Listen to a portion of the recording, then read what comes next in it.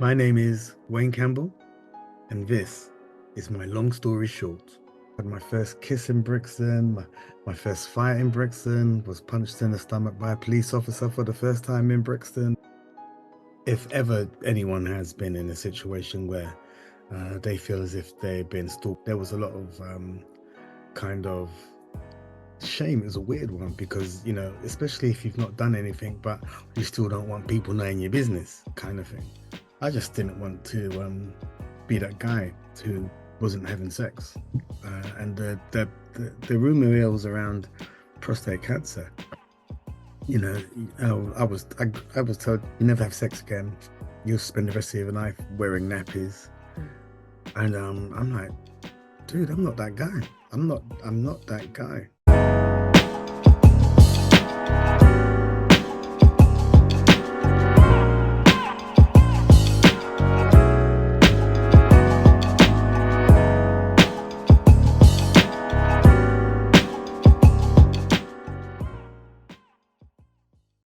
Like Freddie.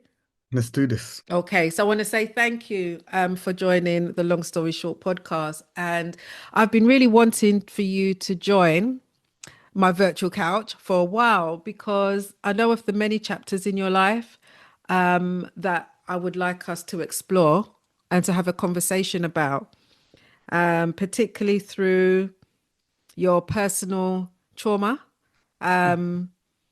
your health battles, and now through, I even have the book here, yeah, because I've got it, you know, celebration of demonstration. So there's three key chapters that I really would like us to have a chat about. But firstly, before we go into and we deep dive into all of that, who is Wayne Campbell without the titles, the awards? Um, who is Wayne Campbell? Well, stripped back, he's a South Londoner. He's a Arsenal supporter. He's a father. He's a creative. He's a friend. He's a joker. He's he's all of those things. Simple. He's a simple guy. He's a simple guy, but very talented. Do you get what I mean? Because when I was putting the brief together, I had to do a little deep dive, and I've got here the keywords author, storyteller, entrepreneur, and multi talented creative and visual artist. That's you. And Brixton, you hail from, yeah? Yeah. Brixton. Was you born in Brixton then? I was grew up I suppose in the Brixton Clapham area. Went to school in Brixton, primary school, had my first kiss in Brixton, my first fight in Brixton, was punched in the stomach by a police officer for the first time in Brixton. So all of the regular growing up stuff, all happened in Southwest, Southwest 9. Every time I'm talking to people about, their long story short, it just brings them back to Yeah, that time in their life. So how did it all start? How did it all unfold? it began because it ended. I Mm. believe. So I was in a very I was in a relationship. This is some 5 years ago. Um, with somebody who, at the time, I I thought I was uh, deeply, deeply in love with. Um, and over a very, very short period of time in that relationship, I just I just saw red flags everywhere. And and it ended literally before it began. And when that happened, I was accused of, and in a weird way, it's something which continues to 5 years on, 5 years on. Just talking continues, and it's something what I've had to kind of live with and kind of adjust how I meet and work with people, so that it doesn't impact on what I'm doing too much. What do you mean with that in terms of how you work with people? Over the last, I'd say probably last 4, yeah, 5 years, If ever I've been putting on an event or been invited to be part of something, and if ever there's a post that goes out on social media, um, everyone that's involved in that event with me would receive an email, or loads of people would receive an email saying that I'm a sexual predator or this, that, or the other. And it's just about being how I've had to deal with that whole process of knowing that if somebody likes your work or wants to be working with you on a project or in some capacity, you know, that's something that needs to be shared or put into the equation so that there aren't any surprises. Mm. Because I remember I saw a post on social media and you were sharing about, what has happened. Um, how did you find the courage to share that on social media? I think that was probably for the best. If ever anyone has been in a situation where they feel as if they've been stalked or they have, the thing that I would always recommend is just don't suffer in silence. Don't hold it in. Don't feel as if you can't talk to people about this. And that's how my journey started. There was a lot of kind of shame. Is a weird one because, especially if you've not done anything, but you still don't want people knowing your business, kind of thing. And then when I got over that, when I got over that whole sense of I can't deal with this on my own, you know. And it will make me feel better and it will it will make me be more at peace if I'm able to just share this, powerfully share this. And I think that's where that journey began. I just felt like I needed to get this off my chest. It was nasty. And the stuff that she was saying was, yeah, it was hurtful, it was nasty, it's just like, wow, who comes up with stuff like this, you know? Um, so, I realized that, I've got an amazing community of people around me. And yeah, and I just thought I'm just gonna be honest with everyone and just put it out there and say I'm dealing with this, I need help. And that is such a beautiful thing, even though you were going through the fire, you sharing your story enables you to get through your healing and also could be a healing and a breakthrough for others who are going through that similar situation too. Yeah, I spoke and what's been brilliant is that I've spoken to a lot of people who are, and this is something that was never on my radar, you know. It's something that, you hear about, but it's like that's over there. I don't have to deal with that. And then before you know it, when something like that happens, and then community comes together, and then you start to talk to people and start to see that, that quite a high percentage of people, well, let's say high percentage, a lot of people, well, a handful of people who I know, who I had no idea were going through a similar sort of thing, came forward and shared their stories, and it's shocking, both male and female. So it happens on both sides, and it's just like wow. But it opened up so much dialogue, and it allowed me to really, really look. And as I continue to, because it is still ongoing. So, I'm still it was as last week was the last time somebody got in contact with me to say that they had received an email.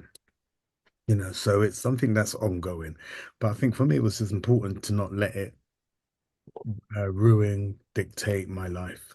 So no, absolutely not. That's not going to happen. So when did you sort of like decide, I want to find out when did you decide to say enough is enough. I am going to share this story.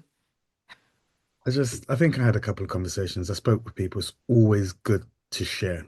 So I spoke with a couple of people, and sometimes I was feeling the heat, if you like, and I really, really felt like I needed to just be more vocal. So I spoke to a couple of people, and this would have been maybe, I don't know, 6, 7 months after it began. So in that period, I'm hiding, trying to deal with it by myself. Excuse me.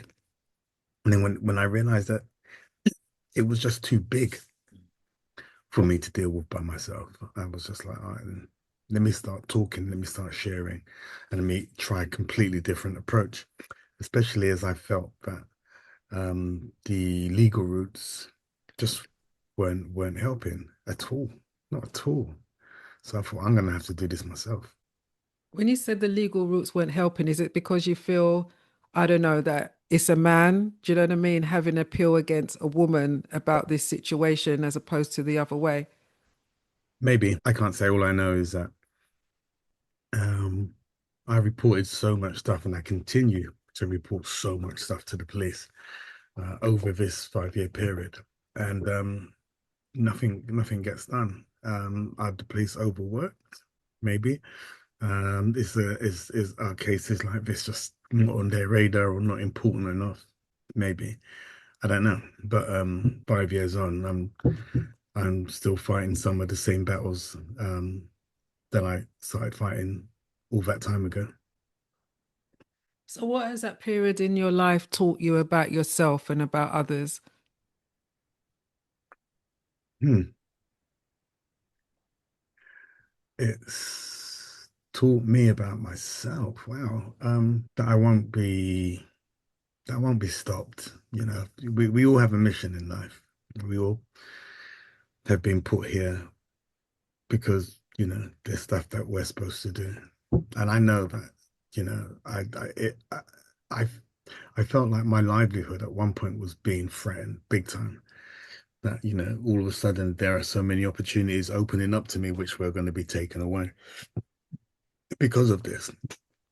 Because we're living in a world now where um you know you either have facts or opinions, and opinions outweigh facts. It's he who shouts loudest. And that's scary because the second you throw a bit of shade at somebody, people like go, right, well, but could I you know and I just thought, no, I'm not having that. I'm not gonna have that. I'm just gonna stand in my in my power. I'm gonna just try and be the best version of me that I can be. I'm gonna be honest. Just gonna be honest. So it taught me that, you know, um, there was enough fight and desire to push through this and to come out the other end and to not have it affect um the work that I was doing. And when I realized that was the direction that I was going to go in, I just gave it my all. And I was like, yeah, you won't stop me. I'm not gonna let you stop me. I love that because that sort of like feeds into the next chapter of your life about the fight and desire that you have in order to not give up. Do you get what I mean? And we're going to talk about your health diagnosis, the battle that you went through. It's interesting, because I think everything that we are gonna speak about today began in a really short period of time, 2019 to 019. Um, I remember having a conversation with my brother, and he said that he'd been to the hospital and found out that he had prostate cancer. And he said I needed to go and get checked because the statistics are, you're twice as likely as a black male to get prostate cancer as your white counterpart. But in my head, I'm like, you know what? I'm fit, I'm healthy, I work out. Um, um, so I'm good. So I'll go along, and I get a PSA test, which is the first stage of testing. When I spoke to my doctor, they said that your PSA levels were quite elevated. We'd like to do an MRI. So I go and they do this scan, and they say, yeah, there are some abnormalities in the scan. So we spoke about it, and then they advised that I go and have a biopsy. And I went in, had a biopsy, and came back that my prostate had cancerous cells in there. So my brother had cancer. I'm being told I'm having cancer, but I'm like fit and healthy. There's at zero symptoms. I'm like, there's no, I'm not feeling like, oh, something feels sore. Nothing, zero. So I had not had much experience with cancer. I'd not had much experience with, you know, finding out all how this disease worked. So in my head, I spoke to my brother, and I said, "What are you gonna do?" He says, "I'm gonna have my prostate removed." I'm not a doctor; they're the doctors. They know better than me. And then I was like, I'm gonna become a ninja. I'm gonna fight my cancer with healthy life choices and quinoa. And I'd said thank you, but no thank you, and refused the treatment and went on this journey, which started off, really powerfully. I was like, my diet's changed. I stopped drinking, I stopped smoking, I'm at the gym, I'm eating veg and like not eating red meat. And I'm like, yeah, I'm good. I'm gonna kung fu kick this cancer.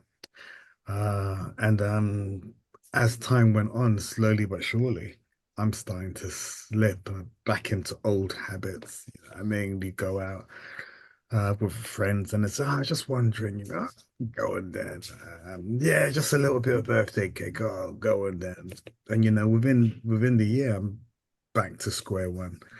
I mean, I'm doing all of the things you know that I know I shouldn't be doing. And because I just wasn't aware, there was just no culturally sensitive material around for me to really powerfully believe in the journey of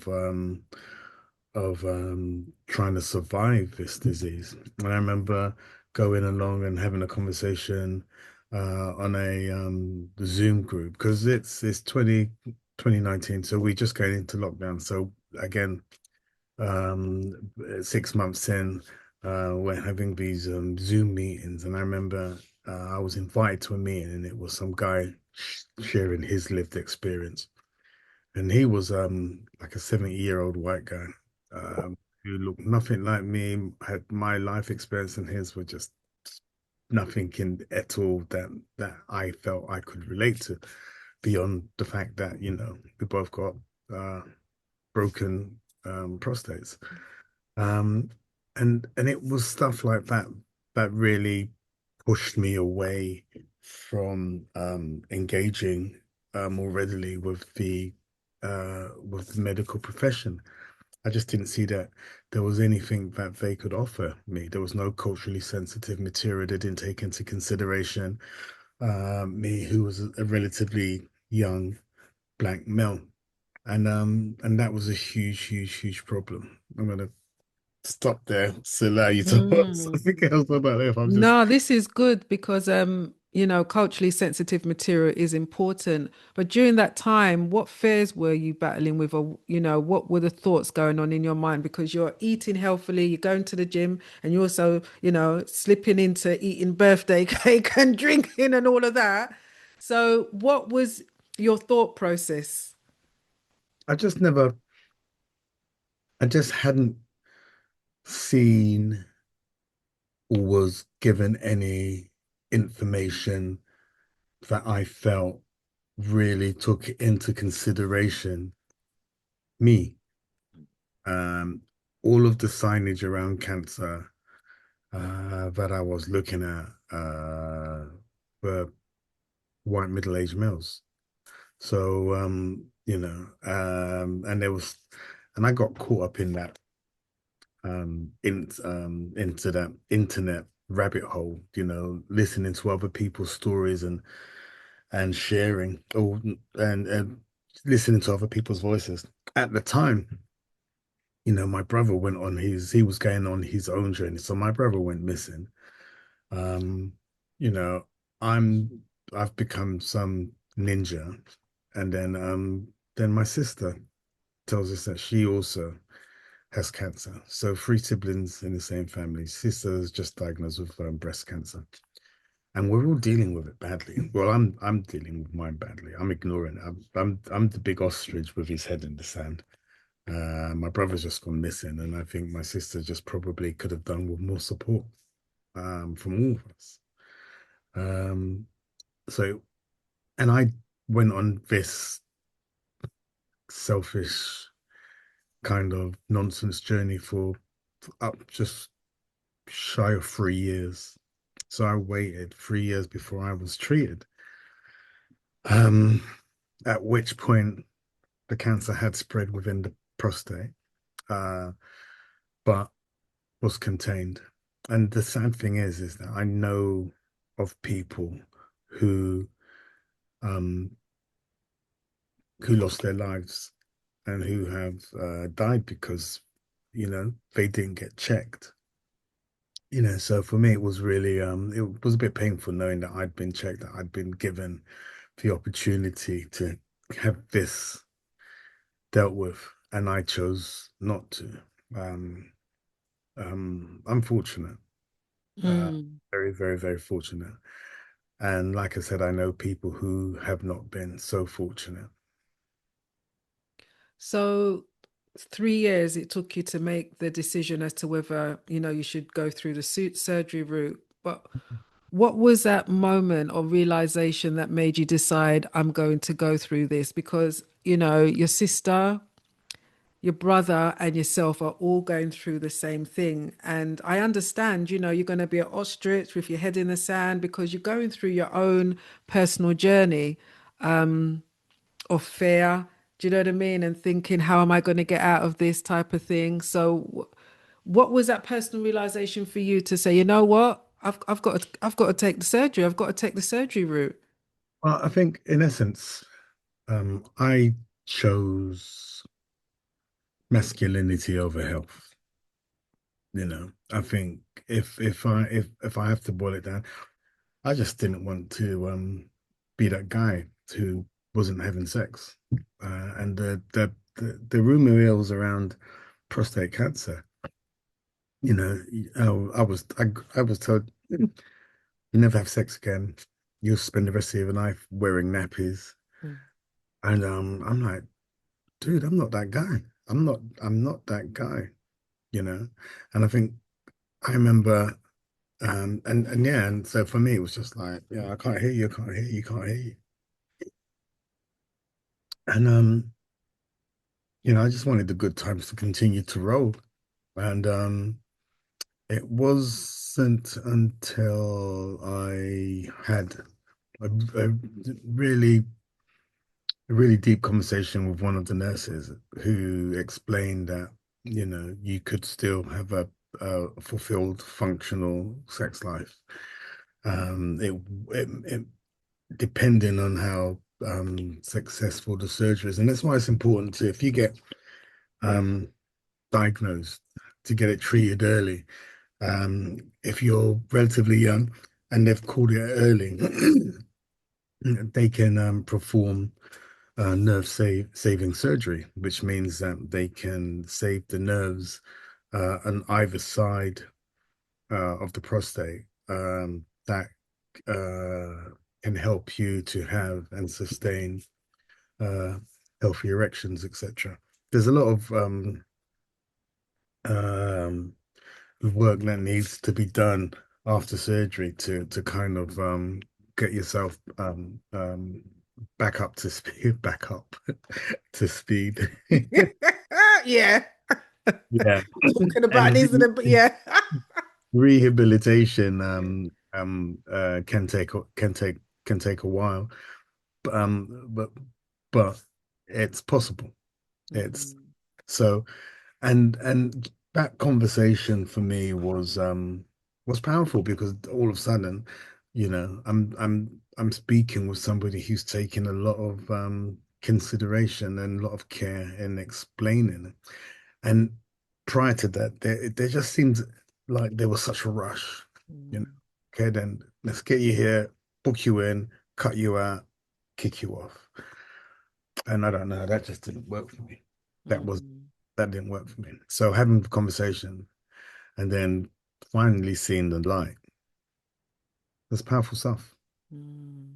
So, how is your brother and your sister? We are all in remission.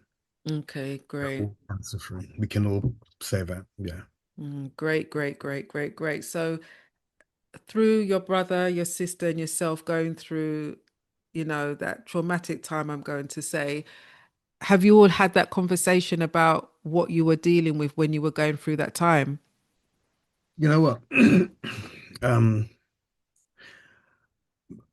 we've spoken at length about this. And me and my brother were actually going to be doing wow, we're actually going to be doing a show, a production with a couple of other individuals called Barbershop Uncut Stories, where we share to a live audience our journeys, but with humor. We've got humor in thrown in there as well, and it's absolutely brilliant because not only do we talk about it with humor, like we and it's all the kind of things that that we have to kind of like shamelessly put ourselves in a space where we share our embarrassments, we share our we lean into our discomforts, so that other people watching can benefit from our experiences. Mm, And I think that's also that's wow. I've just this link because I think when I was speaking earlier about hiding from my stalker, mm, and then saying, you know what, in order for this to go away or in order for this to stop, or for me to be able to handle it, I need to share it. And that mm, was the same with my cancer journey. It's like, being able to sit there and say, yeah, I'm wearing a nappy or a pad, or, that erectile dysfunction is a thing.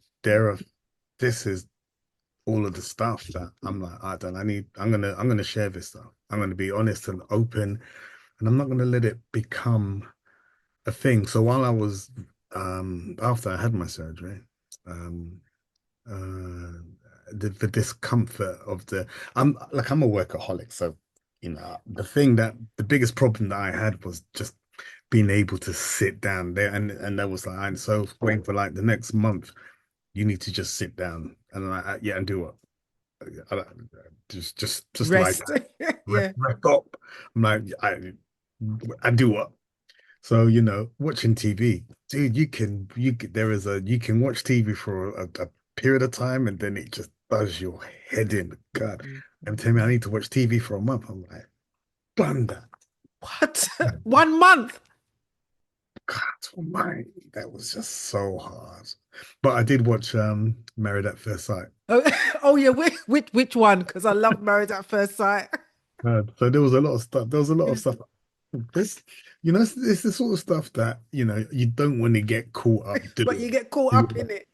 But I was in there and I was watching it, and unfortunately, I got an infection because I got up too early and I just wanted to work and I was moving around and I got an infection, got slap on the wrist, told to stay home, stay in bed. And then I got a second infection Mhm, because I got hard ears. So I'm making these videos, talking about how my recuperation is going, and sharing these daily insights. And then it dawns on me because I remember, after about 3 months, I'm starting to return back to the world. with my nappies on. When you Having say nappies, what do you mean? pads, like pads, you don't Okay. don't picture the big fat diaper, which is like well with the pin in that side. Yeah. So we'd wear pads, because what they essentially do is they chop out a piece of organ at the base of your penis, and then they have to reattach your penis to your bladder so that you can still have Wow. functioning bladder control. And then you begin your rehabilitation through Mm, pelvic floor exercises to strengthen that muscle. brilliant. That muscle's been cut, so you have to strengthen that muscle so that you can and hold and release. Mm, Because one of the things that you realize is that when you have the prostate taken out, you have a catheter in, but when the catheter comes out, it's free flow. The muscles have been cut, so they're not there to stop you from free flowing. So you wear pads and then you retrain those muscles, mm, and it takes a while. So these are the things that you need to learn about. But one of the things I'm making these videos, and then I was out drumming one night, and because I also play the percussion, and I just remember being in this venue thinking these some of these people are my peers, and they see me as a percussionist, but they're also going to be seeing these videos of me talking about all of the embarrassing, the challenges, all of the wins and the losses in this cancer journey. And then it threw me back to that space where my stalker, where I'm thinking, oh man, am I hiding from this? And then I remember going out drumming. People hadn't seen me on the scene for a minute. And this guy came up to me afterwards and he went, Wayne, and he walked up to me and then he just gave me this big hug and he just said, keep doing what you're doing, brother. You're sharing stories and saving lives. mm, And it was powerful. It was really, really powerful because I think sometimes we lean more into the embarrassment of life, and we don't see that sometimes it's that vulnerability that makes us powerful, and we have to embrace that. mm. So how does it redefine? Because I remember you were saying about it check or does it? It must have changed your view of masculinity because with regards to, can I or is it possible for me to get an erection after this surgery? Do you know what I mean? Am I able to be the man that I was after the surgery? So how has it redefined masculinity for you? It's you get out what you put in. Uh, Mm, there's a schedule of work that you can do to make everything function as it needs to. It just takes time and aids, so you can have a functional, healthy sex life. It's just slightly different. It's different from what it was, you know, and and support. If you've got good support, that also helps. That also helps. And good drugs. and the what? And the what? And good drugs. But there's things like they give you things like Viagra and various sub Okay, okay, okay. Mm, to help. Those are your training wheels. mm. Okay. Now we gonna see if we can lift the crane It's up. good. We're gonna see Mr. So okay. I can get it. I get it. And then it is, it's up. Yeah. I think this is so good because you've taught me some things because I never knew that that was a thing. Do you get what I mean? Because I'm just thinking, oh, they're going to have surgery, then they have a catheter, and then obviously my mind, I I'm don't gonna know about the rest, the training. yeah, I mean, it's just everything mash up. So it's just like it's like all right then. This is the easiest way to describe it. Okay. So you got your penis, you got your prostate, you got your bladder. Yeah. They take out the one in the middle and they stick those two together. Yes. I mean, I'm a visual person. I get it now. I get it. so Yeah. so yeah, Mm. there's things like that. And yeah, if you kind of work, there's this apps called the Squeezy app, and and you're supposed to do it like 3 days a week, 3 days, 3 times or 4 times, or as many times a day as you can. And it's just pelvic floor exercises that you just hold it. Hold it and then down. Hold it. Mm. Then you see, Yeah. And the thing is, you can do it anywhere, isn't it? and the more you do it, you know what I mean. So yeah, and I was terrible at doing my one, What in man. terms of routine? I'm just like, oh God, man, everything's just long. My brother's like, nah, man, I do all everything. I do that like Every day. religiously. My brother's like, yes, yeah. Schedule, isn't it? And I'm just like, but I think it's these are the things that you have to really, really focus on and get to work, and it just means that your recovery would it happens quicker. Mhm. So, what message would you give to men who are hesitant about getting checked out? Okay. Like I said, you are twice as likely as your white counterparts to have prostate cancer. And so once you hit that 40-year-old mark, go and ask your doctor for a basic PSA test. And if they tell you that your levels are high, go and get it checked. And the thing is that it prostate cancer can present with zero symptoms. So I was lucky, and I was stupid but Mm. lucky. So stupid and lucky Stupid because and lucky. because They I have the didn't. same lock. Yeah, you see, because I didn't present with any symptoms, none whatsoever. And so it's one of those things. It's like diabetes. It's the silent killer, and what you don't want is for your cancer to be stage 4, and untreatable. Um, and you're like, but I had no idea. I just didn't know. Well, when you hit 40, go and get a health check. It's good That's what I advice, think. and we need more men to take heed and hear that. Do you know what I mean? Because us women, we're every year or every 1 to 3 years, whatever, we've got to get a smear test, and it's part of our routine in terms of growing up as a teenager. These are the things that we need to do, and Mhm. it's not a nice procedure at all. It's horrible. I hate it, but it's something that is within us, and we do it as naturally. Do you know what I mean? So I hope that men, they need to look after themselves a bit more. I know, but we're men in it. Oh, Oh my gosh, you need to look after yourself, man. Seriously, especially with the health bit. What's in your juice? Come on now. What's in there? Go on.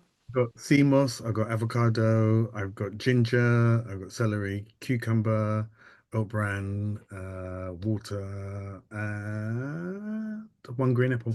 Oh, sounds Every good, morning. man. Sounds good. So what's that every day? Every morning, yeah. Every That's morning. my breakfast. Is that because of what happened during the prostate time, or Oh no, that's man, I'm full are of you ailments, man. standard? That was diabetes, man, from years ago. Oh, God, so I've been drinking that, and then so my day starts off really, really well, and then it just crumbles by dinner yeah, time. cake, Man's, eat- pastry. man's eating cake. Man's got crumbs all down his top. It's not easy, It is so hold on for a minute, right? Prostrate, diabetes as well. Yeah, man. You had to scale what? Yeah, man. Everything. I'm insulin. You reversed it though, right? I reversed it. Mm, Only when I'm doing the moonwalk, but beyond that, nah, mm. working on it. You're working on it, yeah. It's been a lot, isn't it? Is this from like 2019 up until present? I don't know. Diabetes has been with me from I don't know 2010. 2010. Okay. Yeah, yeah. I'm looking at you to say, like, boy, you are just like Mr. Resilient. Do you get what I mean? Because you're still bouncing back. You're still not giving up. What choice do you have? Say that You, again? what choice do you have? Yeah, I get you. You can, it's, look, life will always get in the way of life. Yeah, I mean, there's, I'm full of DC and Marvel quotes, why do we fall down? So that we can teach ourselves to stand up again. I'm sure I got that wrong in some part, but yeah, I It mean, makes sense. you know, we fall so we can stand. Mm, And I know that through these battles and through life, you know, I'm not I don't want to stay down. I have to keep moving. mm. I will keep moving. That neatly takes us into the next It section. does, doesn't it? It does, doesn't it? And I mean, I've known you as, photographer, storyteller, videographer, filmmaker. And, when Script I writer. saw online about this, it's beautiful. You see, I've kept it well, we look Yeah, after it. isn't it? Look, Huh? under book there. And it looks brand new, isn't it? And it's sold out. Sold out. Like, yes. Of course it's sold out. Yeah. How does that And make you feel to know that your work is sold out? okay, I'm not the best person to talk to about kind of like self kind of adulation. I'm not really good at that. So it feels good, yes. Mm, Um and I'm happy that people saw fit to buy um and to kind of see what it represented. mm, So yeah, I'm really, really grateful. We printed 550 copies. A bit of context. So 2020, again, that period, 2019, 2020, you know, the universe is throwing stuff at me. It's throwing mm, conflict, it's throwing health issues, and it's throwing opportunities. It's I'm being inspired, I'm being pulled, I'm being pushed, I'm being twisted, and it's all happening at the same time. Um, but this is something. If you got the book, if you read the last chapter, the bit at the end, um, there's the book the bit at the end. I'm losing cohesion here. There's a chapter and it says, George Floyd died to save my life. And what that refers to is 2020, we all sat down and we all watched on TV and in horror the murder of George Floyd. Now I remember seeing this and being completely angry, so upset, at home crying and thinking, what the hell? What am I supposed to do? How does this affect me? And the universe simply said, you're supposed to record this. So then I rush out with my weapons and I start to shoot all of the anger that I'm feeling because I'm angry. I'm so angry. And I'm shooting, I'm taking pictures at protests. And this is 2020 is the first mm, protest, first year I went on my first protest. So prior to that, I just wasn't interested. And then all of a sudden, I'm like, I need to record this. I need to record this. I need to record this.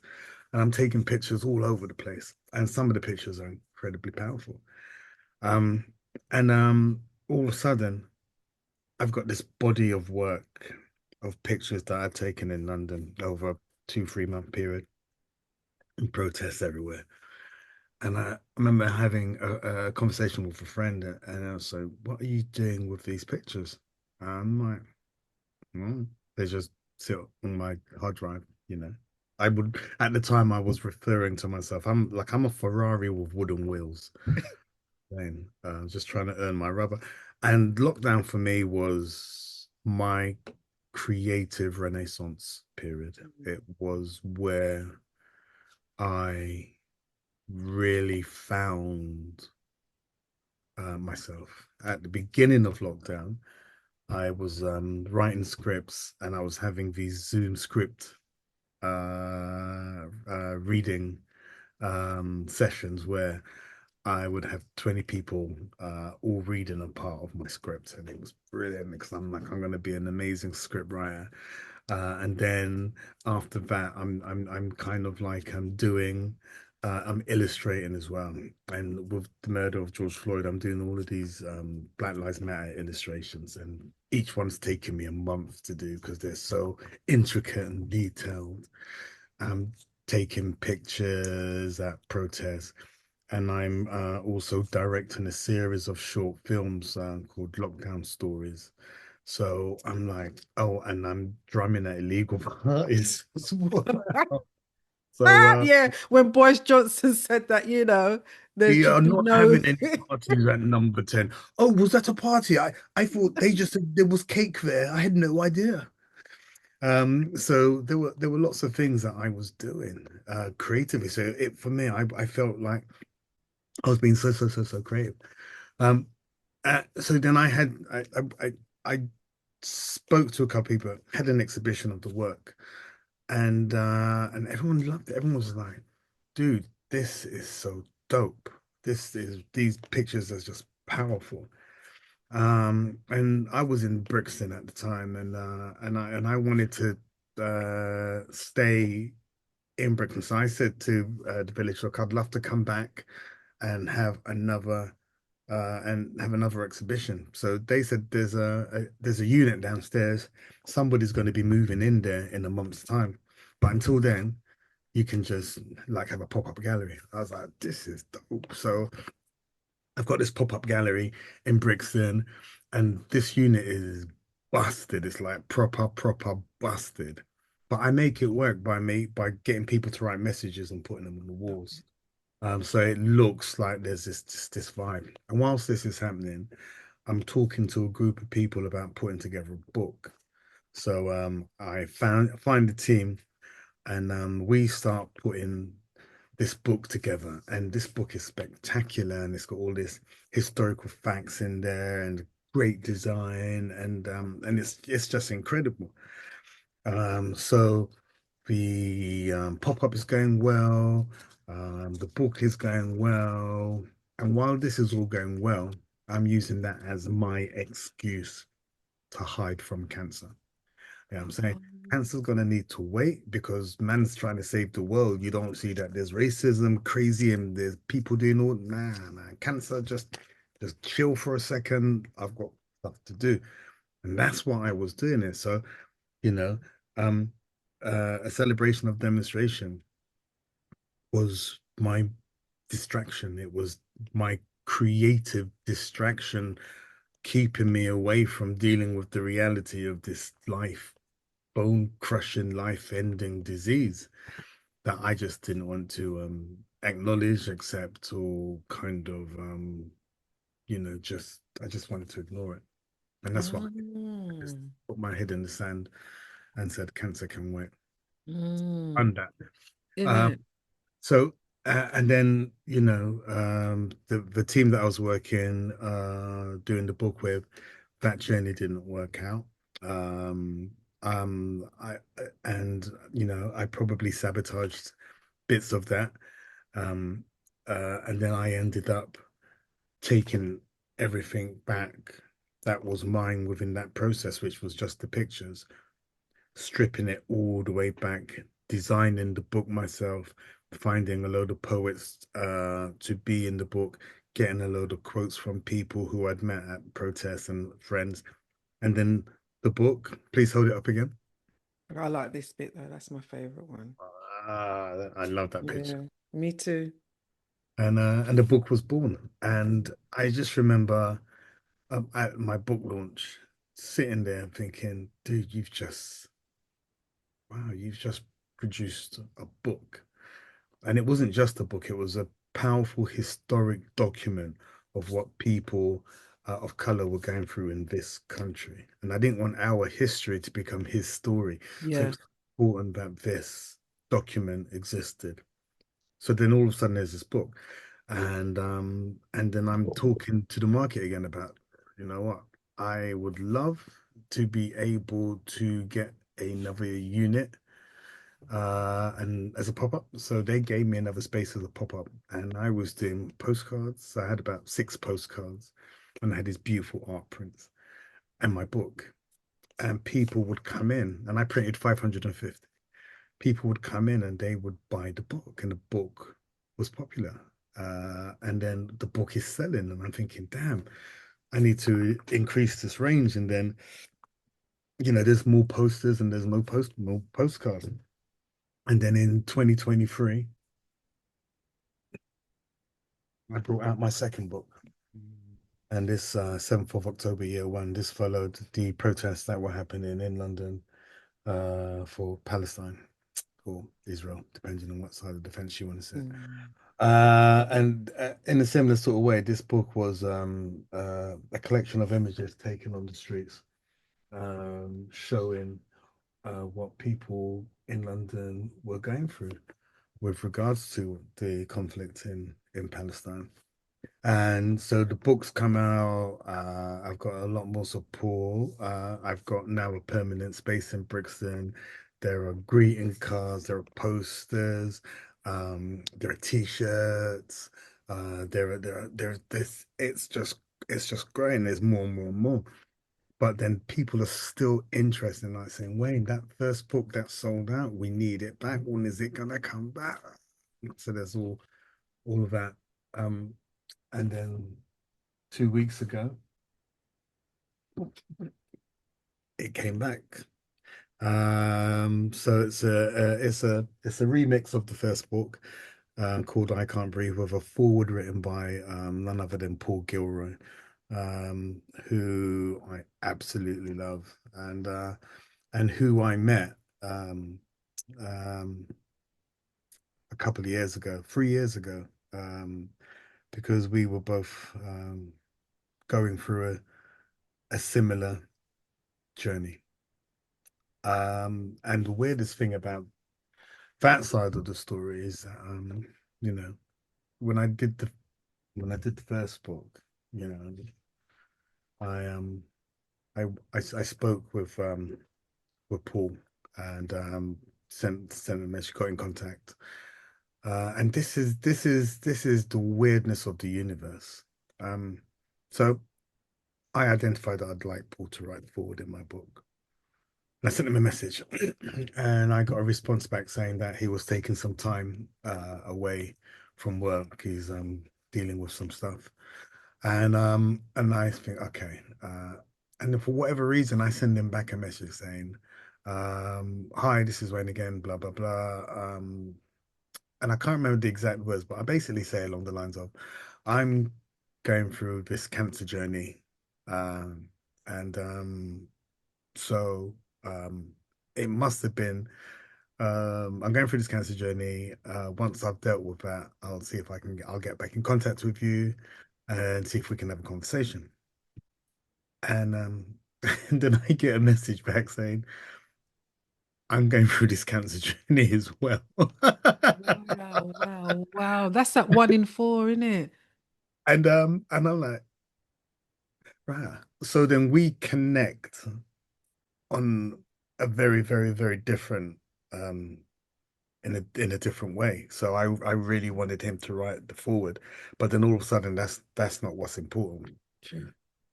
And I remember we would we sent a couple of emails back and forth, and I was going into hospital to have my catheter removed, and um and I think I might have mentioned it to him. So I'm at um Guy's Hospital, sat down, very uncomfortable. For anyone that knows the catheter, it's the most uncomfortable thing ever. And then I get a tap on the shoulder, and I turn around, and this guy says, "Are you Wayne?" I says, "Yeah." He says, "I'm Paul Gilroy." My, you're joking. I'm like, "You can't write this. You can't make this shit up."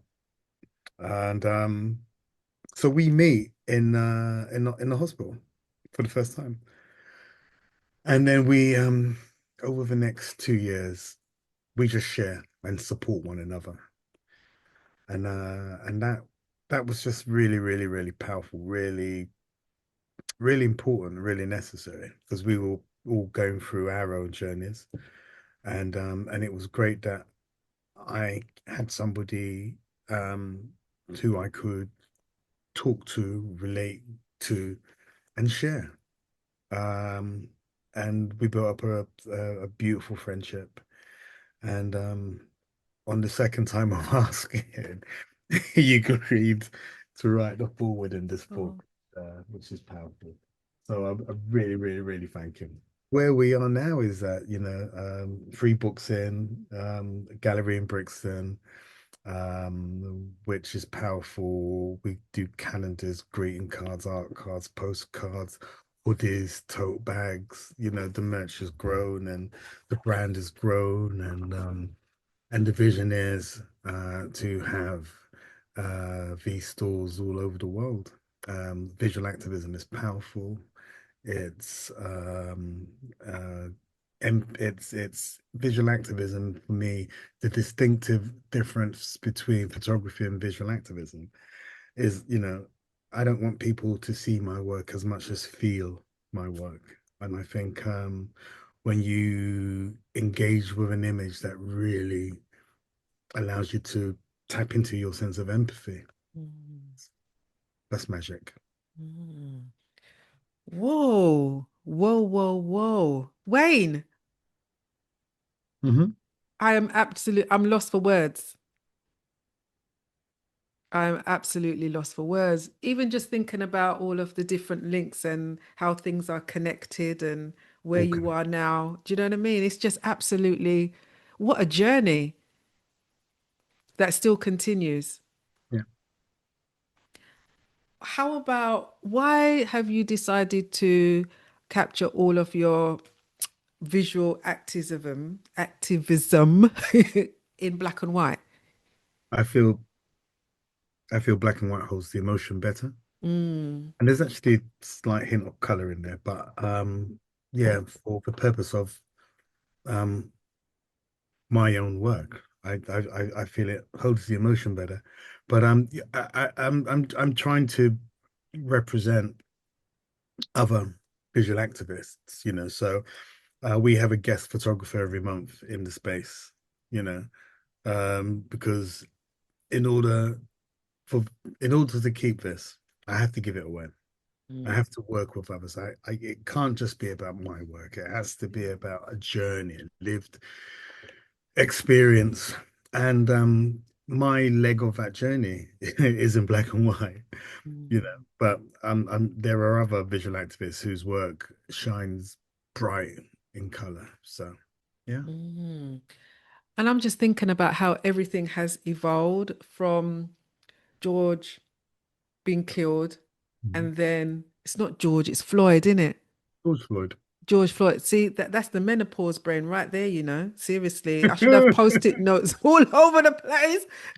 Can't remember certain words. It's just absolutely I, crazy. I still got the prostate brain, so yeah. Yeah, yeah, prostate, menopause, all of that is just flying about the place. Yeah, it's just aging, man. It's just aging. I got to laugh about it. But how things have evolved from, you know, Mr. George Floyd, the anger, to saying, oh, I want to do something about this. What can I do? To now this wonderful business that you have, the merch and the poetry sessions and everything, and supporting a community and being within the community and sharing all your stories. I think it's very inspirational as well, because many people may have a thought or an idea, but they're not really following through. But how your journey has followed through has been it's been magic, isn't it? It's just evolved and just created its own thing and own beautiful thing. Yeah, that yes, it has been. Oh God, it has been Mm. magical journey. Um, I need, and I'm still learning to just stop, take a breath, and appreciate the growth of this. You know, I had a book launch the other day, and I one of the people who'd been helping me organize it, um, she was like, "You look so flustered," and I said, "Yeah, because I'm just concerned on all of the things that didn't work, as opposed to the magnificent event that we put on that did work, and it did absolutely work. We had at the book launch, we had Paul Gilroy spoke, we had MP Bell Ribeiro, Daryl Blake, a historian. We had amazing poets. We had an open mic session. So we had great speakers, great poets, great engagement. And it was wonderful, it's powerful, and there's me nitpicking at the things that could have gone better. So it's something that I'm still learning how to process and how to be better with. Um, um, and I suppose when I think about lying in bed and being laid up with cancer and being told that I need to sit still, I need to just stop and sit still. That is so difficult for me. Really, really, really, really difficult. So I'm learning. Um, and just learning how to accept or be with the joy as well as the heartache. Yeah. Or maybe even also thinking too far in advance, but being present in what is happening right now. Well, yeah, I try not to think too far. My whole Yeah. thing is look down, put one foot in front of the other. That's what I do. Because if I look forward, if I look too far ahead, the power of this process is of the reach of this idea is spectacular. There's so much, it can be such a beast. And that's overwhelming. That's so Mm. overwhelming. So I try not to look at that. I just put one foot in front of the other. And I know that um there's one there's one thing that I didn't actually touch on this, my illustrations, because the illustrations in the book um are as much a part of this journey. They they represent the beginning of my journey in so many different ways. Like the picture that you showed, there's an illustration of it. But when I took that picture of the woman with the afro in front of the American Embassy in Nine Elms, I was taking pictures like that. Smile, please. There was so much anger inside me. And it wasn't until I was able to vomit out all of that anger through the illustrations that I was able to separate the two. One was what I was seeing from what I was feeling, and I didn't want to be that angry black guy blaming the world for racism, you know. So illustrations and illustrating became my catharsis. Drumming became my catharsis. Those were the spaces that allowed me to release the hurt so that I could engage and promote the joy. So but there was one illustration which I think tells the story. This is actually probably what is there's two illustrations. One's an evolution, and um, well, I'm gonna show the evolution first because I think that the last illustration kind of really helps to tell. It's a nice way to end. Mm. So the evolution is very Oh, yes, yes, is yes, the yes. journey that the work is going. Wow. Wow, So wow, I'm wow. in both the photography and the illustration together. Mm. So that's, Wow. and then this illustration here, when I did this illustration, this allowed me to understand what this journey was. Mm. Did this illustration. Ooh, I love that. What this says to me is Mm. at the top, you have my guardian angels, my spirit guides, and my ancestors Mm. telling me to, with the fist, stay strong, and because that will keep you rooted. So um, this illustration says to me, I have an army of support upstairs. I did that unbelievable serendipity in this whole thing coming together at this time. If I really look at it, creativity may be done by you, but it 100% comes through you. Mm. So I've been blessed because I've been chosen to be on this That's journey, true. and I appreciate and I understand that, you know. I'm not here alone. This journey is bigger than me, but I have the support, the blessing of of a of a dynasty of support. So, what do you want people to remember about your long story short? That there is a plan. And I'm not going to say God has a plan, because if you're not someone that believes in God, just believe that you are greater than the sum of your parts, and that there is a plan, and just lean into it. Lean into it. I don't know, you should have. Key takeaways. Yeah, there was stuff that I was supposed to come up with, but yeah, That's it. You are lean greater into than it. the sum of your parts. You know how Agree to powerful that is. That's it. It's a wrap. booyah. Thank you so much, Wayne Campbell, extraordinaire entrepreneur, my brethren, yeah, for Yeah, yeah. gracing the long story short couch. Thank you. Thank you for having me, and allowing me to speak candidly, openly about my wins, losses, joys, and what rhymes with joys? Toys. Yeah, I don't know, innit? Yeah. I'm the worst when it comes to rhyming, so I can't even help you. Oh, thank you. You're welcome.